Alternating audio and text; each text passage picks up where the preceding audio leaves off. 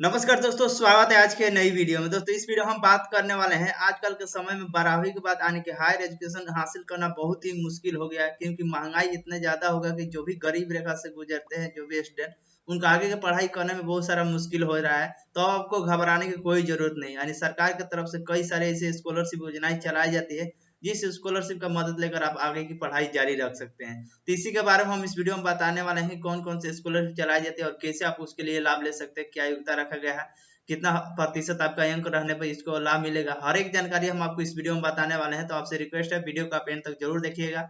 चलिए देरी क्यों ना करते हैं, वीडियो को स्टार्ट। तो वीडियो डिस्क्रिप्शन में हमने एक लिंक दिया है, जैसे उस लिंक पर क्लिक करेंगे तो pmallyoजना.com के वेबसाइट पर चलेंगे। यहाँ पे आएंगे तो फर्स्ट में आर्टिकल आपको देखने को मिल जाएगा, जैसे scholarship for all 12th student का ऑप्शन दिख रहा है, इस पे आपको क्लिक कर देना है। अब जैसे आप इस पर क्लिक करेंगे तो इसके रिगार्डिंग हर एक जानकारी इसमें बताएगा, अच्छी तरह समझाएगा। तो चलिए हम आपको बारी बारी से जो भी स्कॉलरशिप योजना चलाई जाती है, ताकि जो भी आपको अच्छा लगे उसके लिए आप अप्लाई कर सके।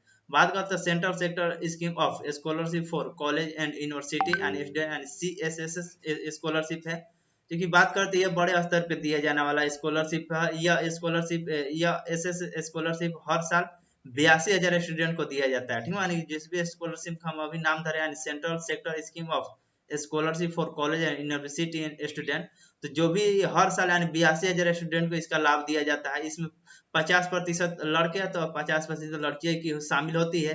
ये स्कॉलरशिप कॉलेज और यूनिवर्सिटी स्टूडेंट के लिए ही होता है, ठीक है। कि हम लोगों के लिए नहीं, बल्कि कॉलेज और यूनिवर्सिटी जो भी लड़के लड़के पढ़ते हैं उनके लिए मतलब ये होता है। इसके तहत यानी कि ग्रेजुएशन के दौरान छात्रों को हर साल यानी 10,000 रुपये और पोस्ट ग्रेजुएशन के दौरान 20,000 रुपये हर साल दिए जाते हैं। इसका उद्देश्य पढ़ाई के दौरान छात्रों को छात्र की दैनिक जरूरतों को पूरा करना।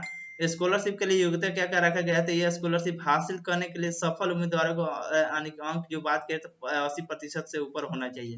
अगर आप इसके लिए आवेदन करना चाहते हैं तो जो भी आपका मार्क्स है वो 80% से ऊपर होना चाहिए, तभी आप इसके लिए आवेदन कर सकते हैं।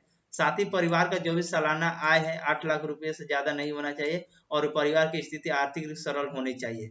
ये इसके लिए मतलब टर्म्स कंडीशन रखा गया है। तो आप इसके लिए अगर फॉर्म फिलअप करना चाहते हैं तो सबसे पहले आप देख लीजिएगा कि आपका जो भी मार्क्स है 80% से ऊपर होना चाहिए, और जो भी आपके परिवार का सालाना आय है 8 लाख से कम होना चाहिए। और बात कर ले दूसरे स्कॉलरशिप के बारे में, तो किशोर वैज्ञानिक प्रोत्साहन योजना KVPY बताया गया है। तो इस स्कॉलरशिप का उद्देश्य विज्ञान के क्षेत्र में छात्रों को आगे बढ़ाना, और यह स्कॉलरशिप विज्ञान और तकनीकी विभाग की तरफ से दिया जाता है। इस स्कॉलरशिप के लिए एक परीक्षा देनी होती है। इसके परीक्षा में इंडियन इंस्टीट्यूट ऑफ साइंस कराता है, और इस किशोर वैज्ञानिक प्रोत्साहन योजना के तहत चुने गए छात्रों को PhD से पहले यानी 5,000 से लेकर 7,000 रुपये प्रति माह की फेलोशिप दी जाती है।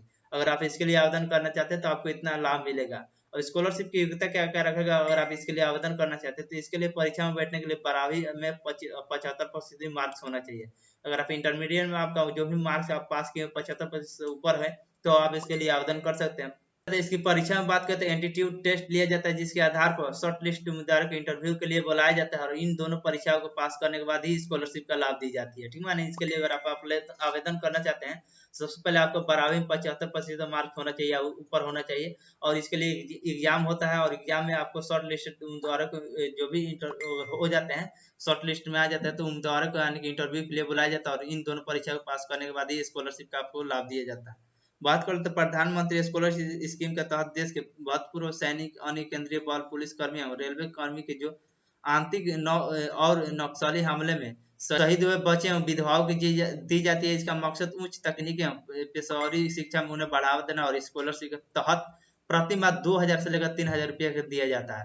ये मतलब स्कॉलरशिप का लाभ आपको इसने मिलेगा। अब बात कर लेते हैं स्कॉलरशिप के लिए योग्यता क्या होनी चाहिए। स्कॉलरशिप के लिए मेरिट के आधार पर दिया जाता है। इसके लिए मान्यता प्राप्त संस्था में दाखिल लेना होगा, और परिवार के वार्षिक आय 8 लाख से ज्यादा नहीं होना चाहिए, कम होना चाहिए, तो भी आप इसके लिए आवेदन कर सकते हैं। और बात करते हैं लास्ट स्कॉलरशिप के बारे में, तो महात्मा गांधी नेशनल स्कॉलरशिप बात किया कि MGNF का, यानी MGNF की तरफ से आयोजित होने वाली यह पब्लिक पॉलिसी और मैनेजमेंट से जुड़ा सर्टिफिकेट प्रोग्राम है। इसे 2 वर्षीय शैक्षणिक कार्यक्रम के तहत यानी IIM इसके प्रशिक्षित किया जाता है। इसके पहले वर्ष में छात्र को 50,000 रुपया और महीने के दूसरे वर्ष में 60,000 रुपये के महीने दिए जाते हैं। ये जानकारी निकल कर इसके लिए योग्यता क्या रखा गया है।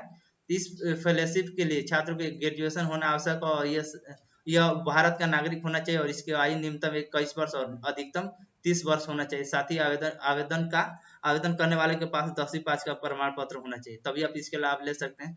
दोस्तों तमाम स्कॉलरशिप का इसमें जानकारी दिया गया है, तो आपको और भी डिटेल चाहिए तो आप यहाँ से पढ़ सकते हैं। वीडियो आपको कैसा लगा कमेंट करके जरूर बताइए, अच्छा लगा तो लाइक करें और ज्यादा से ज्यादा शेयर करें ताकि और भी लोगों को जानकारी मिल सके।